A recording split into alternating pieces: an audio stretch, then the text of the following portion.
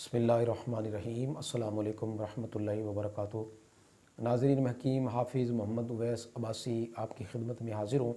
उम्मीद करता हूँ तमाम दोस्त साहबाब बखैर वाफ़ियत होंगे। अल्लाह ताला सबको सेहत व सलामती वाली ज़िंदगी अता फ़रमाए। दोस्तों, आजकल एक मर्ज़ जो है वो बड़ा शिद्दत के साथ नज़र आ रहा है, वो है ख़ारिश।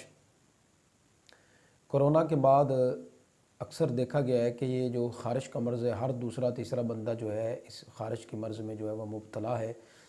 तो आज इस हवाले से मैं आपके सामने नुस्ख़ा रखूँगा, लगाने के लिए भी और इस्तेमाल कर यानी पीने के लिए भी होगा।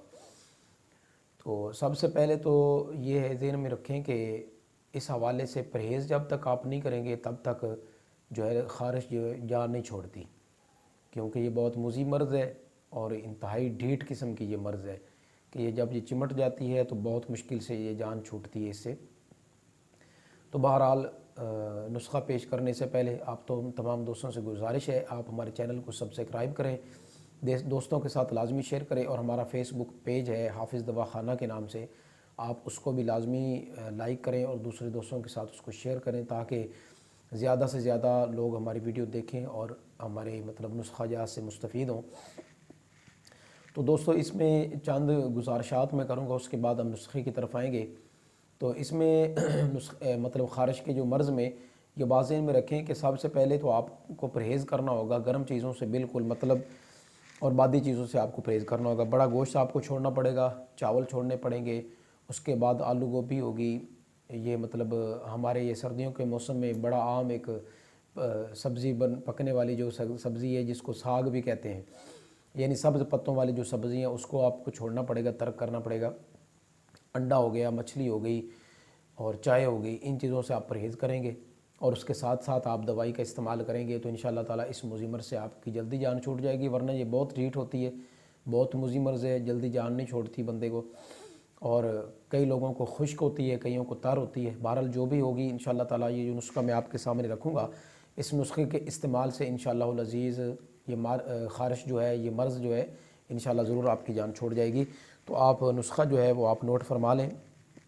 इसमें एक लगाने के लिए जो चीज़ मैं आपके सामने रखूँगा वो ये है कि सिरका और लीमू का जो पानी है लीमू को आप निचोड़ लें, उसका जो अर्क निकाल लें। अब ये जो दोनों चीज़ें हैं ये 25-25 ग्राम आपने लेनी, यानी सिरका भी 25 ग्राम लेना है और लीमू भी का पानी जो है वो भी 25 ग्राम होगा। और इसमें एक माशा आप कफ़ूर शामिल करें, इसको बिल्कुल अच्छी तरीके से मिक्स कर लें। मिक्स करने के बाद आप पूरे जिस्म पे जहाँ पे आपको ख़ारिश है, जहाँ पे ख़ारिश है वहाँ पे आप इसको अप्लाई करेंगे और उसके बाद थोड़ी देर इंतज़ार करें, घंटा 2 घंटे आप इंतज़ार करें ताकि ये चीज़ अपना असर जो है वो जिस्म पर दिखाए। उसके बाद आप किसी अच्छे साबुन के साथ जो है वो नहाएं, जिसमें आप कोई भी साबुन इस्तेमाल कर सकते हैं, सेफ़गार्ड इस्तेमाल कर सकते। अच्छा, एक तजर्बे वाली बात है, 2-3 साल पहले मुझे भी ये मामला हो गया था ख़ारिश का। तो ये जो साबुन है ना, कपड़े धोने वाला सूफ़ी सोप, मैंने इसका अपनी ज़ात पे तजर्बा किया था। अगर आप इसके साथ नहाएंगे तो इससे बहुत फ़र्क पड़ जाता है ख़ारिश में, इससे बहुत फ़र्क पड़ता है। आप ये भी इस्तेमाल कर सकते हैं, नहाने में आप इस साबुन का इस्तेमाल भी कर सकते हैं। वरना आप कोई भी अच्छा साबुन जो है वो आप इस्तेमाल करें, पहले इसको अप्लाई करें जिस्म पे। ये जो मैंने लोशन आपको बताया, इसको अप्लाई करने के बाद थोड़ा इंतज़ार करें ताकि अपना ये असर जो है वो जिस्म पे ज़ाहिर करे। जो भी फासद मादे जिस्म पे कोई है, जरासीम वगैरह ख़ारिश के, वो ख़त्म हो जाए। उसके बाद आप नहा लें। नहाने के बाद जो खाने के लिए दवाई है वो आप एक वक्त इस्तेमाल करेंगे, रात को भिगो के रखेंगे। वो चीज़ें मैं आपको बताऊंगा। अगर आप इस मर्ज़ में मुब्तला हैं, ख़ारिश जैसे मुझे मर्ज़ में, तो आप इसको इस्तेमाल करेंगे तो इंशाअल्लाह ताला अंदर के जो मामलात हैं कि खून की जो ख़राबी है, खून में फाजल मादे जो जमा हो गए, उसके हवाले से भी हुक्म आप फरमाते हैं कि जब खून में गंदे मादे शामिल हो जाते हैं, गंदा मवाद शामिल हो जाता है, तो वो जब वो नालियों में नहीं रुकता तो वो जिस्म के मुख्तलिफ़ हिस्सों पे इकट्ठा होना शुरू हो जाता है। तो वहाँ पे ख़ारिश होना शुरू हो गई, फिर दाने बनना शुरू हो गए, फिर वहाँ से पानी निकलना शुरू हो गया या खून निकलना शुरू हो गया, फिंसियाँ बन गई, फोड़े बन गए, उसमें से फिर वो गंदा खून, रेशा, इस तरह की चीज़ें जो है वो निकलना शुरू हो जाती हैं। बहरहाल पीने के लिए भी आप लाजमी इस्तेमाल करें ताकि खून की भी सफाई हो जाए। खून में जो फाजल मादे हैं, जो गंदा मवाद खून में इकट्ठा हो गया, ताकि वो अंदर से सफाई करे दवाई, और बाहर से जो मैंने आपको लोशन बताया वो बाहर से अपना काम करे। बहरहाल वो खाने वाली या पीने वाली दवाई क्या होगी वो आप लिख लें। शाहतरा, ये आपको पंसारी की दुकान से बासानी मिल जाएगा। शाहतरा, चरायता मुंडी, चरायता और मुंडी और सरफूका और संदल सफ़ेद और हलीला स्याह, यह सारी चीज़ें आप लेंगे 5-5 माशा। और उनाब के दाने, ये छोटे छोटे बेरों की मिसल होते हैं, ये आप लेंगे 7 अदद।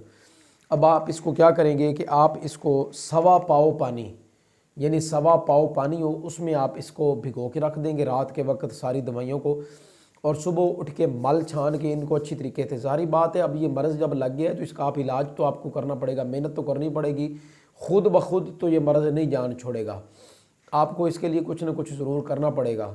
और ये बहुत मुज़ी मर्ज़ है, सारी सारी रात जागते भी गुजर जाती है।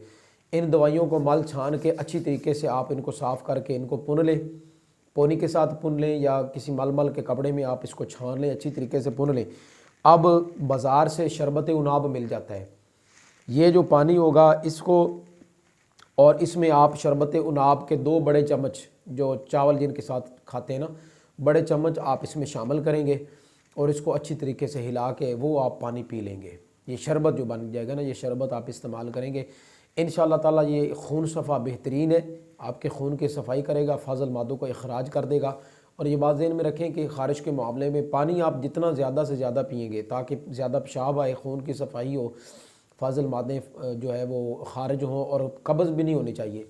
कब्ज़ भी, अगर कब्ज़ का मामला है तो साथ आप कब्ज़ कुशा कोई गोलियाँ या माजून कोई दवाई जो है वो साथ इस्तेमाल रखें, ताकि दोनों रस्तों से ही फुजलात का और मतलब फाजिल मादों का जो है वो इखराज होता रहे, ताकि खून की भी सफाई हो जाए, और ऊपर से ये वो मालिश करते रहें। इंशाअल्लाह ताला इसके इस्तेमाल से ख़ारिश से आपकी जान छूट जाएगी।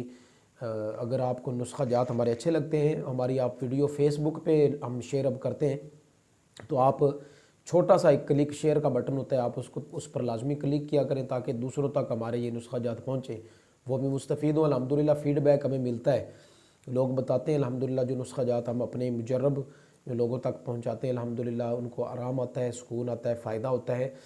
तो लाजमी शेयर किया करें और हमें अपनी दुआ में याद रखा करें। अस्सलामु अलैकुम व रहमतुल्लाहि ताला व बरकातुहू।